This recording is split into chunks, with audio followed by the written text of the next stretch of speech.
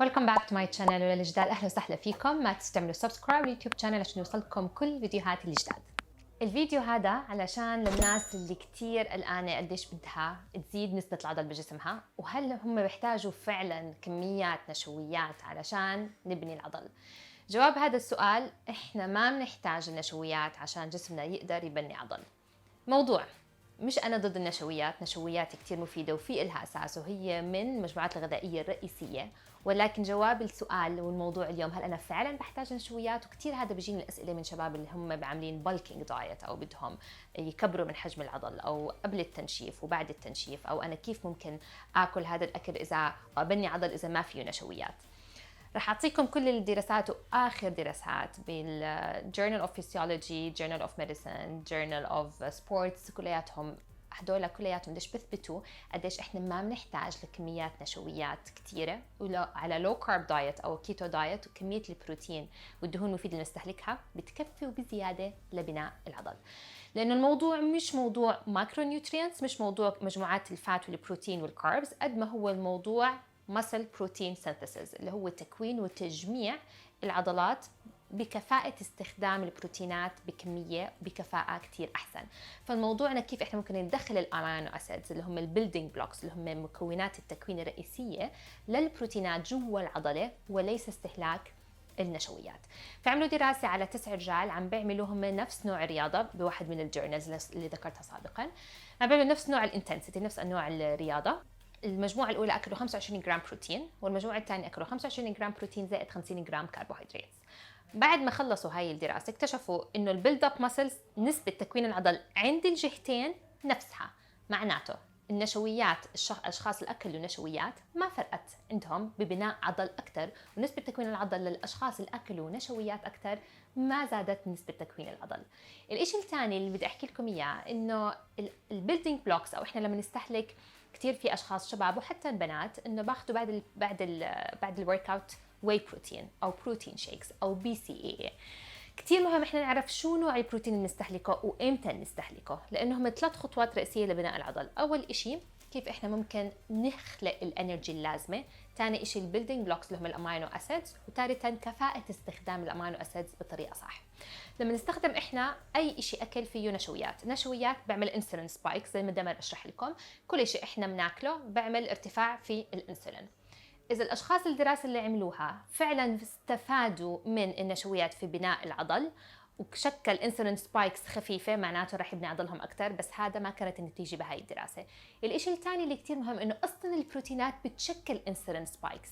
الدراسة هذه رجعت من سنة 1967، بس اكتشفوا كيف إنه البروتينات أصلاً لما إحنا نستهلكها بتخلق سبايكس عالية بالإنسولين، يعني إن ريسبونس استجابة لأي بروتين إحنا بناكله جسمنا لازم يعطينا إنسولين. أنا أكلت 20 جرام بروتين، جسمي بفرز كمية إنسولين توافق 20 جرام بروتين عشان يستخدمها بكفاءة عالية، ولهذا السبب إحنا ما بنحتاج نشويات عالية ولا نشويات علشان إحنا نبني العضل تبعنا. هلا البرانش تشين امينو اسيدز كتير مهمين، والبروتين برضه كتير مهم، بس احنا كيف ممكن ناخذهم؟ كتير في شباب وبرضه في بنات بعد التمرين تبعهم باخذوا بروتين شيكس.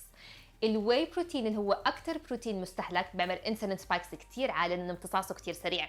مش معناته إشي مش منيح، بس امتى لازم تاخذوه كيف لازم تاخذوه هو الاساس تبعكم. فاذا انتم اكلتوا وجبات فيها بروتين ونشويات معناته صار في عندنا انسولين سبايكس. البي سي اي اللي بناخده خلال التمرين برضه بيعمل انسولين سبايكس. فلما يجي يتحلل بجسمنا اول إشي على الفرونت رو، اول إشي متاح لجسمك انه يستعمل بي سي اي. البي سي اي بلوكس الفات ميتابوليزم، ببطل جسمك يحرق الفات، لانه اول إشي ممكن يستهلكه البي سي اي، لانه البي سي اي رفع لك الانسولين. اما اون ذا اذر هاند اذا انتم ما استخدمتوا شيء فيه نشويات واخذتوا بس اكل فيه بروتين عالي، بروتين من غير نشويات، بفرز جسمكم كيتون بوديز. شو الفرق صار؟ لما بدك جسمك يستهلك طاقة رح يروح يستهلك الكيتون بوديز، وما عنده أي سورس للنشويات، فعنده بس البي سي اي، فبضطر يستخدم البي سي اي برانش تشين امينو اسيدز، روح ايش يسوي؟ يكبر العضل. فهذا الفرق بين الاثنين. إذا استخدم النشويات وبي سي اي مصدر البي سي او نشويات حيرفعوا لكم كثير الانسولين، وما رح يكون في عندكم مجال انكم تخسروا الفات ولا بروتين سينثيسيس، لانه الفرونت رو بيكون عندكم البي سي اي. اما اذا وقفتوا استهلاك النشويات او قللتوا كثير لو كارب دايت وهاي بروتين دايت، رح تفرز جسمكم الكيتونز. كيتونز مصدر رئيسي للطاقه. ثانيا رح تجبروا جسمكم يستخدموا الامينو اسيدز كبيلدينج بلوكس وسينثيسيس تبعون عضلاتكم. والشيء كمان الثاني اللي بدي اذكركم فيه انه too much of the good is bad. هذه دائما بحكي هالموضوع.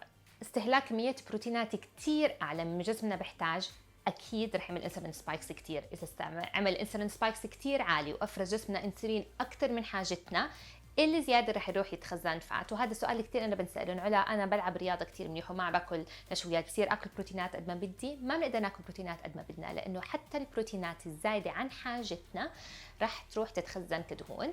وهذا الشيء كله جسم حسب وزنه وحسب الرياضه تبعته بيقدر يقسم قديش كل جرام بروتين بيحتاج لكل كيلو جرام من الوزن.